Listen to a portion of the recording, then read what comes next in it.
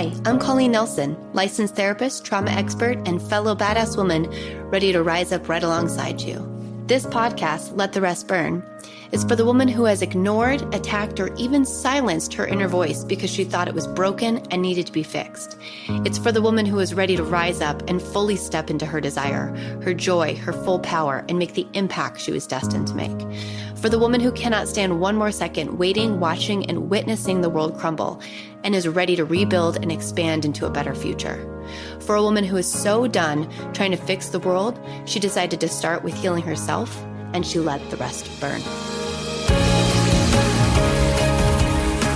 Hello, welcome back to Let the Rest Burn. Today, I'm going to be talking about what happens when you get to a place where you realize it's time to let something burn.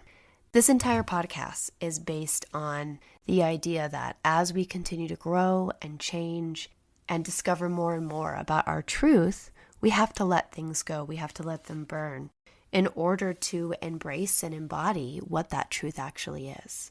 As a trauma therapist, I see this all the time. I see my clients reach a place of newfound wisdom and knowledge and not be able to let go of the very things that are holding them back. So they may know that they're a people pleaser. They may have studied every single article about it, read every book, listened to every podcast, seen every single meme on the internet.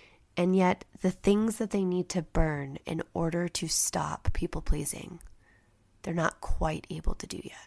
And I want to get into why that is and bring in a story of my own, because these last couple of months, I'm recording this just before my birthday in March. These last couple of months have been a series of letting shit burn for Colleen Nelson over here. And I want to talk about that process and what that's been like for someone like myself who understands and works with people on a daily basis in this work, what it's like to actually be doing the work while doing the work. Because I think y'all need to hear about it from the inside, right? So let's talk about that moment that you recognize that something that you've done or something that you have been doing no longer is serving you and maybe is actually hurting you. A misaligned approach, a choice you made, a person you're hanging out with, a character trait you've taken on. That moment, that aha. It feels kind of good. I think about it a little bit like a burst of euphoria for myself, where I'm like, okay, I figured this out. I know. Now I can do something.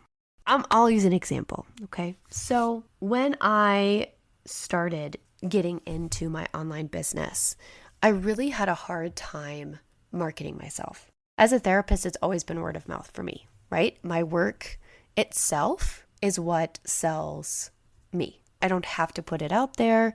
People tell other people about the transformations they've had with me, and I end up getting calls from new clients or texts regularly. And it took me a while to get to this place, but ultimately that is what therapy has always been for me. I have either worked for an agency or a company, or I've gotten clients through word of mouth. So to put myself out on the internet and a marketing platform has been very difficult. First, I had to figure out, who am I and what am I doing? Because really, when I walk into that therapy room, y'all, I am just there to hold the space for you. I am there in every single bit of presence I can possibly be in. And what comes out of me is like half spiritual, and I mean that like source energy, energetic, universal shit that I cannot come up with if I tried. And the other half, the experience and education and training I have.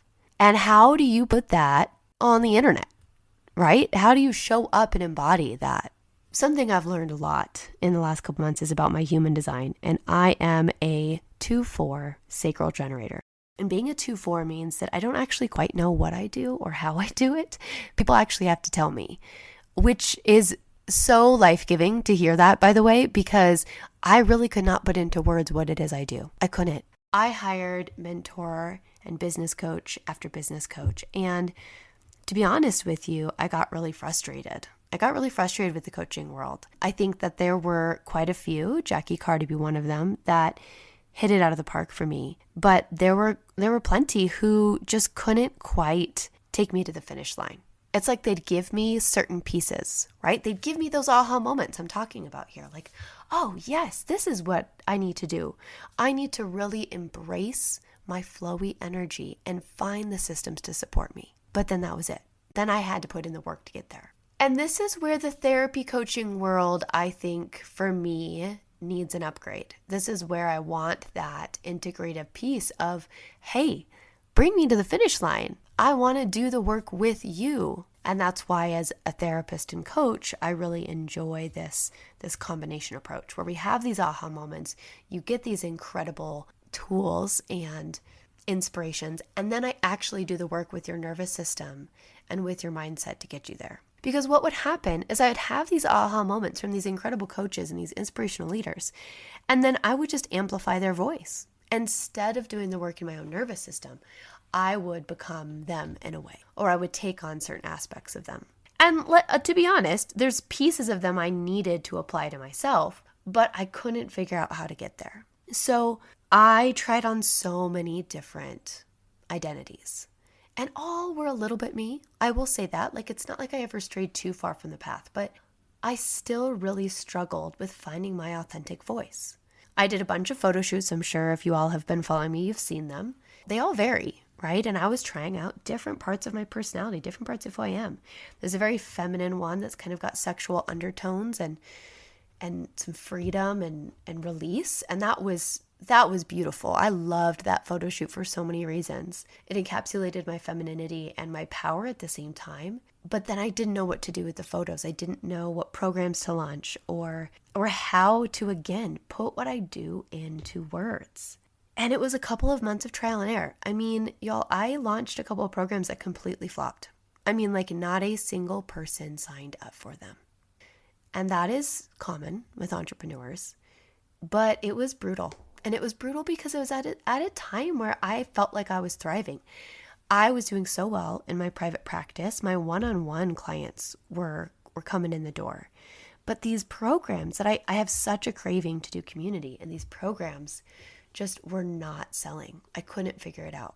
And it's because I was not grounding any of the work in my body. I wasn't burning shit to the ground. I was just taking on new roles. I was just putting them all in my hat, and then I was trying them all on all at once, and it was very confusing for my audience and myself. And definitely the people that knew me, they were very, very confused. And I had some incredible clients call me out. I'll be honest with you. You know who you are if you're listening. I had some clients be like, Colleen, this isn't you. This is someone else. And I love you, and I know you. And when I watch this, I don't feel you here. And that is so powerful to me. I am all about feedback. Okay. As hard as it is for me to take and as feisty as I can get sometimes, I really, really love it. What I struggled with, I think, was that I had a lot of people in my world who were willing to give me advice, but weren't willing to receive it. They didn't want to be vulnerable with me. They gave me all of the advice that they could give, but in return, they didn't really want any of mine, which didn't feel good. I always believe in mutual exchange, and that includes vulnerable feedback. And so I kind of got stuck. I got stuck in my frustration. I got stuck in my anger. I got stuck in my envy. And I refused to burn what I needed to burn. And what I needed to burn was other people's shit. Let's be honest. I needed to burn their way of doing things because it's not me. I love all of the coaches that are coming out with these powerful stances and these incredible magnetic words that they're using. I mean, I'll use them here. Believe me, you'll hear me use them. I love that shit. I love it. It lights me up. It makes me excited. It inspires me. Then that stops. It inspires me. It makes me excited. Then what? Substance, right? The meat of it, the juice that comes after the inspiration is what I don't see out there right now. I just see a lot of motivational speakers. And to be honest with you, we need that. There are some coaches who are doing incredible work in their programs. Don't get me wrong. They are doing the meat. They are doing the after work. But there are a lot of coaches right now, especially in the money world, that are just speaking at people. And what happens is we hear this, we get inspired, we get activated, and then we don't know how to burn some shit to the ground to actually change. So we get frustrated, we get stuck in a shame spiral, and we end up repeating the exact same patterns that we had before. And then we give up or we burn out. Or if you're like me, you hire the next coach and you try again. I have taken something from every single one of the coaches I've worked with. Ash McDonald, Carrie Russell, Jackie Carr. All three of them were women I hired because I believed they had motivational speaking and sustenance.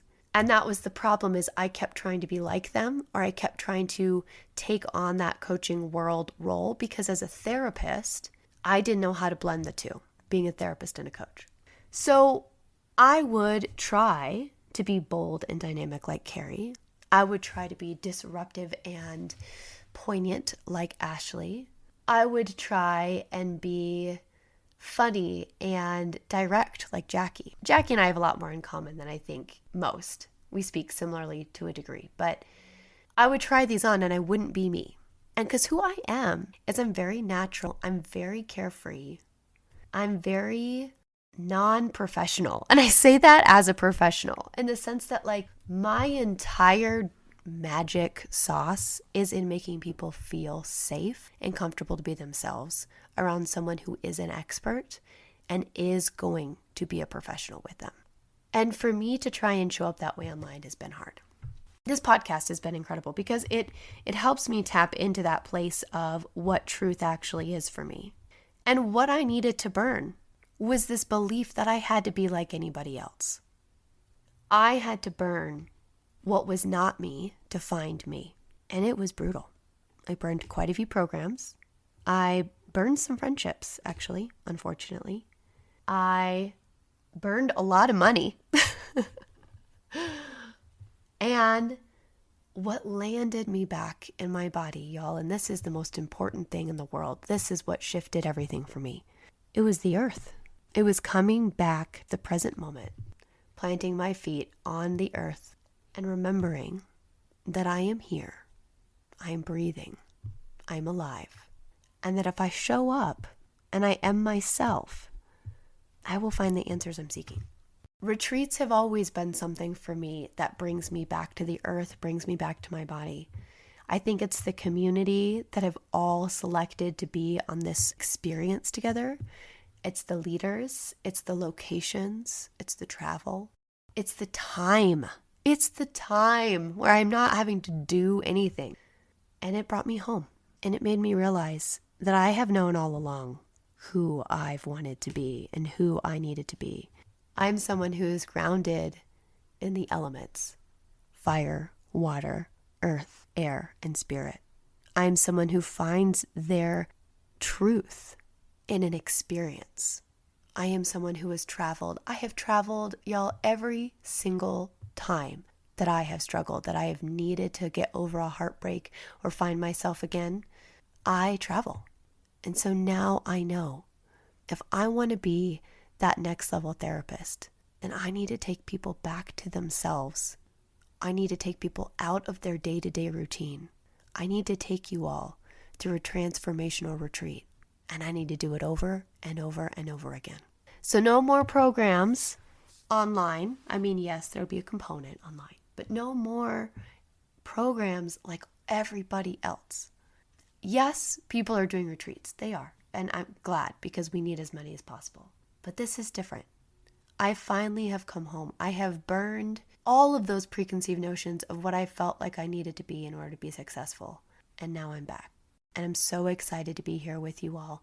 And I'm so excited to share the wisdom of all of these women that I am coming into contact with on this podcast. So until then, I want you to hear me say this. If you know your truth, if you've heard it, if you are inspired, if you have awareness, but you're not quite sure yet how to put that in action and how to change, take a breath. Know that the work comes in the doing. Take your shoes off, plant your feet right down into the earth, and remember that you're home. remember that you have access to this place every single time you come back, and that every step you take is a step towards you being able to be more and more in your truth. I'm here for it, and I can't wait to see each and every one of you live out your full truth.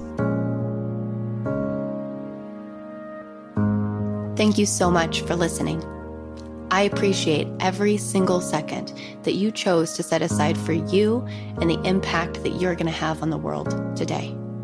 To be inspired, to be seen, and to hold space starts with the very actions we take with ourselves. Look at the show notes for more information. Like and subscribe, and share with friends if you feel inspired to. And as always, let the rest burn.